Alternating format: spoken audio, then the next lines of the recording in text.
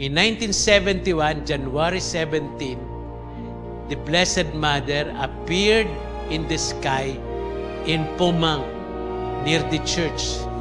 That area is a farmer's territory.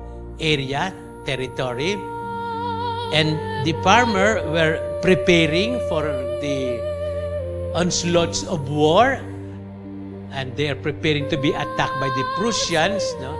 Some or many of their young men are in the war. Many of them are dying in the war.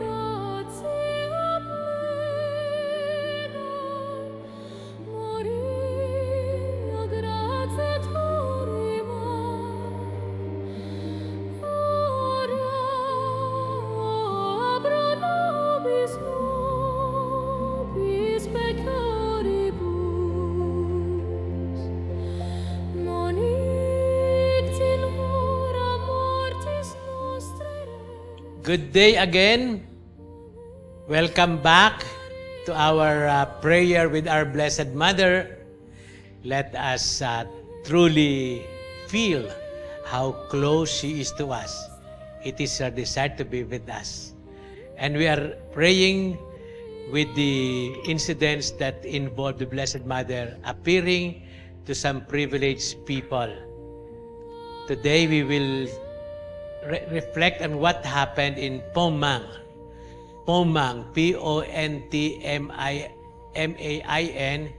is a place northeast of France, Brittany. And the Blessed Mother that we will reflect on is called Our Lady of Hope, Nuestra Señora de la Esperanza. Let us address our Blessed Mother who is with us now. First of all, let us tell her, Mother Mary, remember what you always tell us. You are my mother. Here we are. We are your children. I am your child. And let us truly enjoy that word.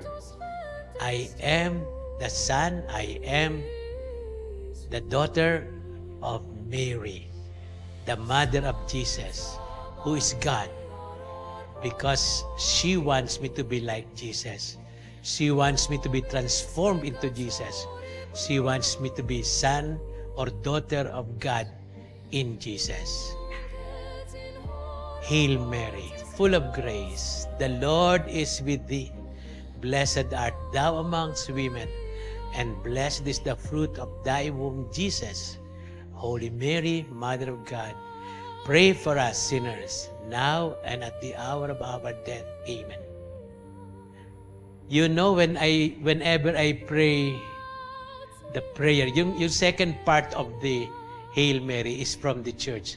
Holy Mary, Mother of God. We must also say, Mother of all God's children. That means you and me. Pray for us sinners.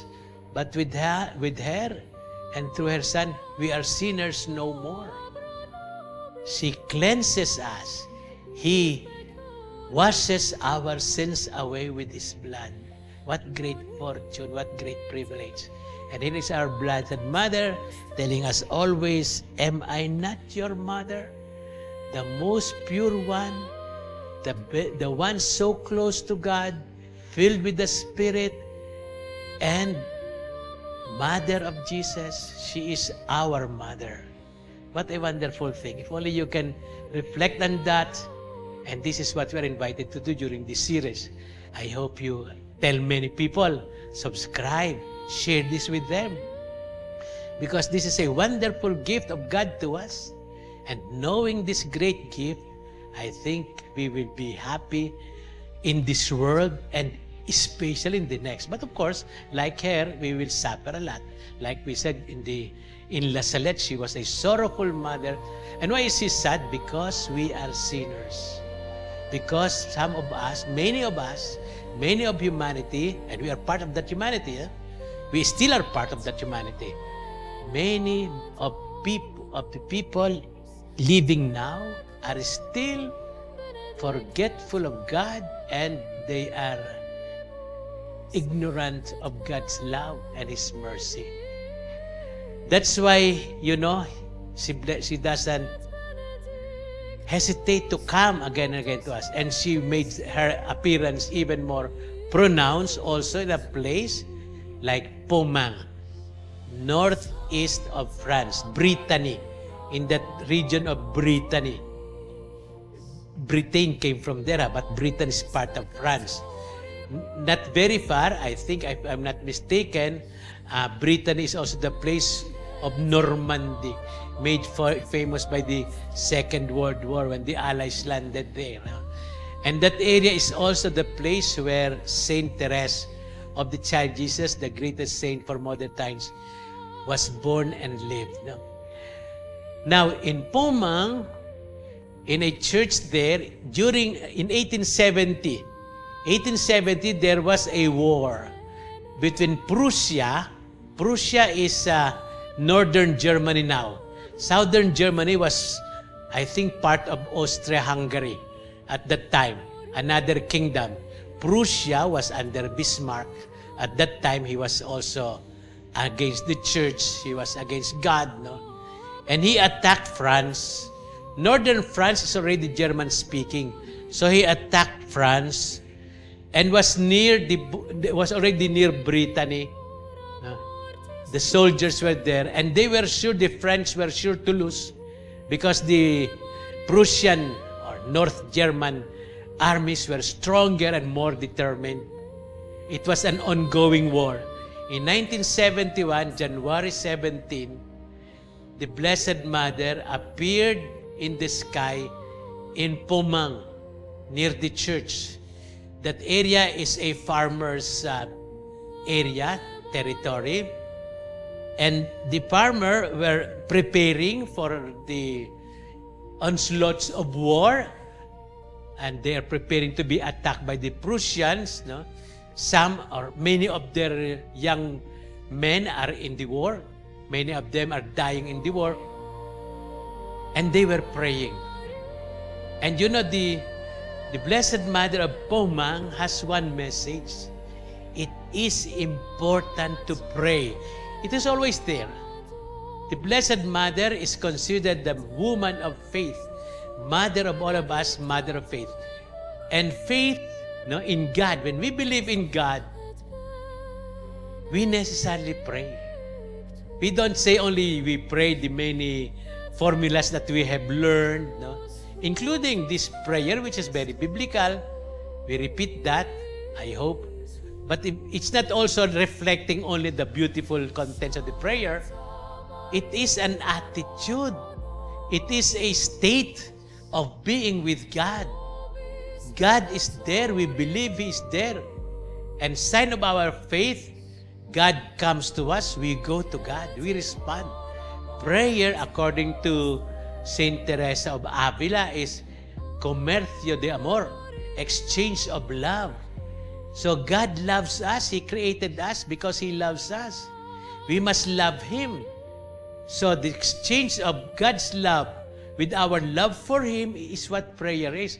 And that is expressed in words, which is good, which are help for prayer. That is expressed in nice meditation. We reflect on God caring for us and the story of Jesus, who is God with us and God who saves us. So meditation is good. Words, oral prayer is good. You know what is the best? We call that contemplation. What is contemplation? You just take the word. Temple is the source of the word contemplation. When you contemplate, you are in the same temple. The one in the temple is God's house. In the Bible, we often read, you are the temple of the Holy Spirit. Jesus told the Pharisees, destroy this temple and I will rebuild it in 3 days. He was referring to His own body. His human body is the temple, the dwelling place of God. We are one body with Christ. We are the dwelling place of God. We are the temple of God. And then we go up to the temple of God, so we contemplate. Contemplate is dwelling with God, having the same life as God, So, the Blessed Mother in Pomang and in many places in different ways would stress, pray. Why is prayer important? It gives you hope. In what way? When you pray to God, you know that God loves you and you love God. When God loves you, He cares for you. And if you love God, you are cared for by God. You accept God's concern for you. That is prayer. So you're safe. The greatest defender of our existence is the one who brought us to existence, God Himself. So prayer, being with God, is the answer to all our troubles. What is the trouble that plagued the people of Brittany at that time? France was about to be conquered by the Prussians after long years of war. They are ready to surrender, but surrender means suffering. In fact, they were already suffering. Because of the war, there is hunger. Because of the war, there is a lot of difficulties. So the Blessed Mother expressed hope. She appeared in blue. Blue is color of hope. With stars all over. That is typical of the Blessed Mother. Guadalupe is like that. And everywhere. And then, one time she appeared with the crown, with stars, also with the sign of her majesty. She has come to show God's concern. And there is only one thing she asks all the time from people who are in trouble. Sometimes God allows us to be in trouble so that we will remember that we need Him. So, she appeared especially to a son of the farmer. His name is Eugene. And then she saw the Blessed Mother in the sky on top of the church.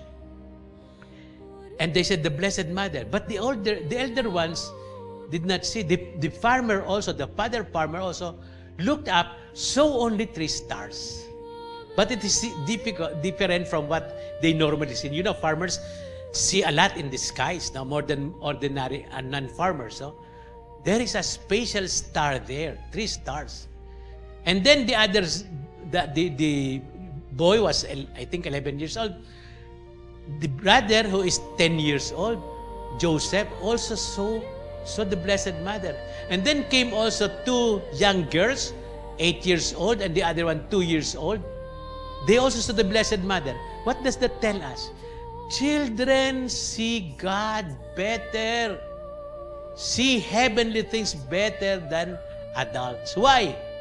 Why don't we see much? Because we are filled with sin. Because we are in darkness. So, the children saw, and they saw the name. Children, my son will save you. Pray always. Pray always. And you know, this is a lesson to us that we must, I saw that recently, 1 million children praying the rosary will obtain favors from God. Children are best prayer in the world. God listens to them, and the Blessed Mother is so close to them. The other adults, there were many of them, saw also the star, but they didn't see the Blessed Mother. We adults are not able to see the Blessed Mother because we are not pure in heart. Blessed are the pure in heart, for they shall see God. That is Pomang, Our Lady of Hope. And we must know the message of the Blessed Mother from God is always, when you believe in Him, when you be and you live with Him, you have hope. He will save you. What is important to be loved. If you notice, we were reflecting on Rudy Bach, that is Paris, France, Miraculous Medal. Then we have La Salette, that is also northeast part. By the way, Pomang is northwest, no? Northeastern part of France. Then we have Lourdes, southwestern part of France. And then Pomang. In maybe, let's say, from 1831 to 1871, that's 40 years. How come The Blessed Mother is so concerned about France. Remember, for many years, since the conversion of the first king of France, France is the first daughter, the oldest daughter of the church. It had that reputation for centuries. And then in 1770s, like that, there is the French Revolution, brought about by Illuminism, the light. And then the French Revolution, they put in the place of the Notre Dame, where Notre Dame de Paris, Our Lady of Paris, at the center is the image of our Blessed Mother, Immaculate Conception. They removed that. What did they put there during the French Revolution? Against God, against the church, they put a naked woman. That is hellish. That is evil. It is still ongoing now. Of course, no longer in that church. But that is the way of the atheists, the way of materialism, the way of hedonism. And France, which is a favorite daughter of God, of the church, has been turning to be the source of atheism, of ungodliness. Now, we are not surprised why the Blessed Mother is so saddened by what is happening to the eldest daughter of the church. You know, this has consequence. Why does the Blessed Mother appear now in the Philippines? Believe it or not. It's either she has a plan for the Philippines, and I believe she has, because we are the only Catholic nation in this part of the world. We have to bring Jesus, her son, to everyone here where he was born in Asia and the rest of the world. Look at where the Filipinos are. We have a mission. I hope this is the reason why she comes again. I will not be surprised if she will appear to any one of you. Only one purpose: pray. Be my instrument to tell everyone about the love of my son. That is her purpose. Or maybe we are going to become less Christian. We are the most Christian country in the world, people say. We still believe in God, but are we changing into a non-Christian country, imitating Christianity in Europe, which becomes pagan, and America? Are we turning into enemies of God? You know, after Pomang, we have Our Lady of Knock. It is Ireland.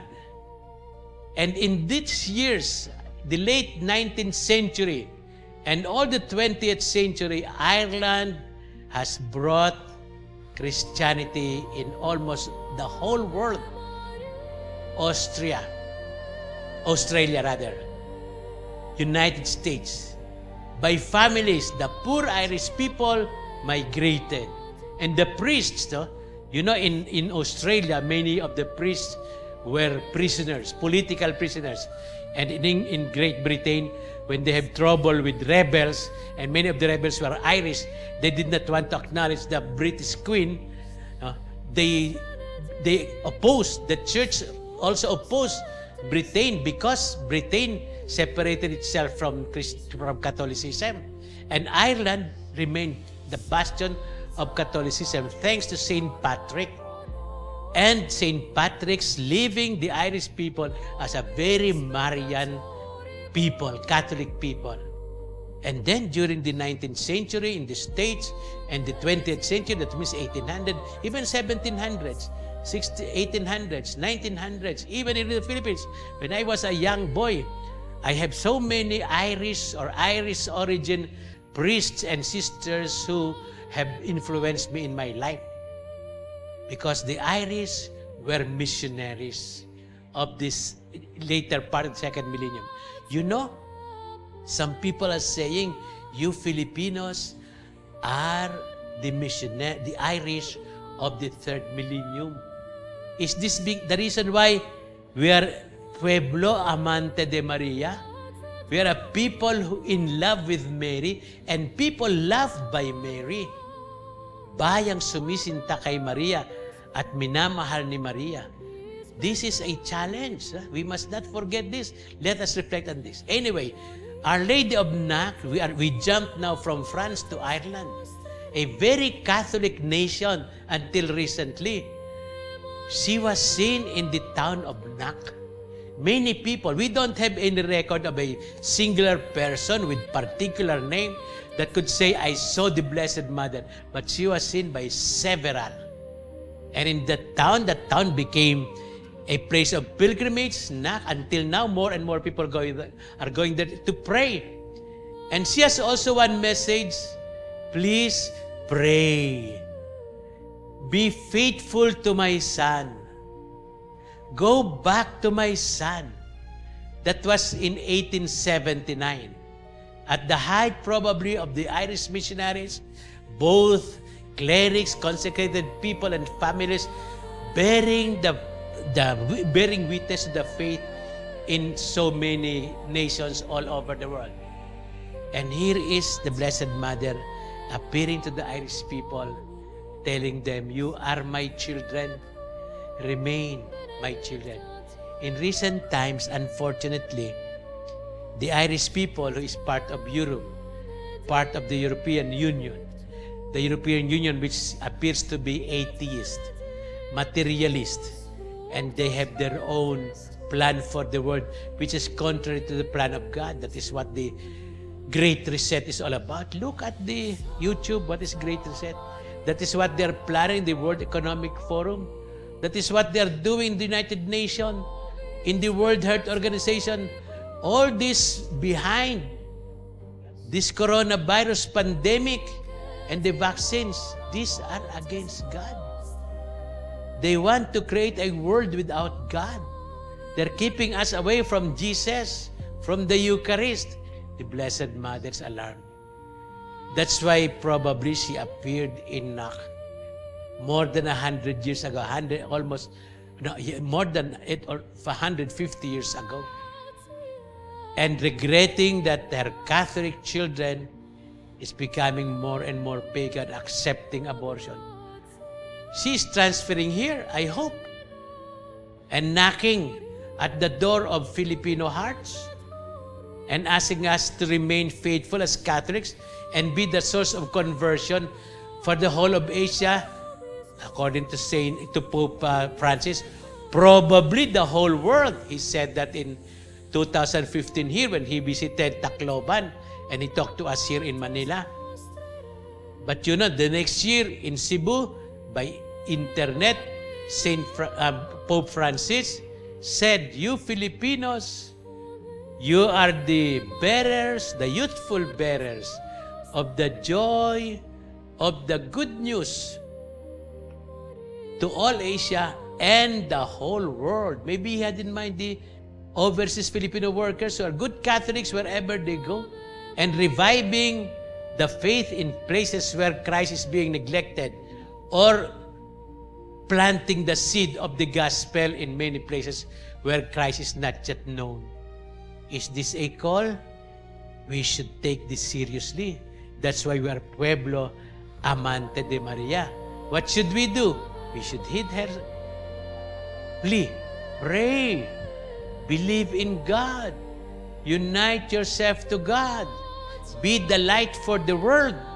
Show Christ's light everywhere. Tell all your neighbors. By the way, also in 2016, the representatives of packets of Catholicism in Asian nations like Nepal, Indonesia, Malaysia, Myanmar, India, China, Taiwan, all those places, Malaysia, they came together and said, Brother Filipino Catholics, you are already almost 500 years a Catholic Christian nation. Please help us. Our brothers and sisters are thirsting for the Word of God. Please help us bring the joy of the gospel to them. That is our brother Asians appealing. Very few are Catholics. You know, for every 100 Asians, only 2 are Catholics. And 1.5 of that are Filipinos. So the 2 must convert the 98 Asians. How can we do that? God will do that with us or without us. But the Blessed Mother tells to this Pueblo Amante de Maria, be the Irish of the 3rd millennium. We are only in the 21st year of the 3rd millennium. We can do a lot. May our Filipino people live up to our being sons and daughters of God, sons and daughters of Mary, and let all the rest know in Asia that they are called to share the gift that we already received 500 years ago. Gifted to give. France was that for centuries until the devil entered their society and are now on the highest echelons of their leadership. And whole Europe, influenced by the thoughts that came from France that are anti-God, and from Germany and other places in Europe that used to be Christian area. Even South America, where the great majority of Catholics reside, they're influenced by their European origins and are being, because of materialism, led away from God. Let us not follow that evil trend. Instead, be faithful to God. Be faithful to the Blessed Mother. And let us be truly Pueblo Amante de Maria. Maria is the star of 3rd millennium evangelization. He may not be appearing to every one of us, although she did appear in some people. Some of them we do not know yet now. We will know that later on. I hope there will be many very little, simple, poor people who will enjoy the love of the Blessed Mother and of God and will tell us, the Blessed Mother appeared to me, and ask us to be faithful to them. I hope we who are with the Blessed Mother, because we are Pueblo Amante de Maria, we will receive her visit, even if invisible, continuous visit, and how maybe time will come. If we are pure of heart, we will see her and God and accept her challenge, God's challenge, to be bearer of the faith to others. The apparitions of the Blessed Mother have a purpose to warn us of what will happen to us if we continue in our sinfulness, to invite us to repent, to help us to pray, to be faithful to herself, her being God's children, her being the instruments of God, so that we'll be her children of God. And she wants us to pray for the conversion of others and work hard, sacrifice, in order that others may rediscover or discover the love of God. So let us make it a point to heed the call of our Blessed Mother. She will be with us. She asks us to be with her. Let us not refuse this favor, because this favor is a great blessing from God. If we acknowledge that we are gifted with the gift of faith and we share it with others, the faith and the blessings of God will even increase in us and make us even more what God wants us to be, full of grace, because the Lord is with us. Glory be to the Father, and to the Son, and to the Holy Spirit, as it was in the beginning, is now, and ever shall be, world without end. Amen. May Almighty God bless you all, the Father, the Son, and the Holy Spirit. I hope you enjoy our praying with our Blessed Mother. I hope you enjoy her being close to us whenever we are gathered here like this. I hope you cherish this moment. And I hope you can tell others how wonderful it is to pray with the Blessed Mother, to reflect on what she is doing even now with us. And let us follow her. Let us obey her. Let us together with her embrace and be embraced by her Son, Jesus our Lord. Amen. Please subscribe and share.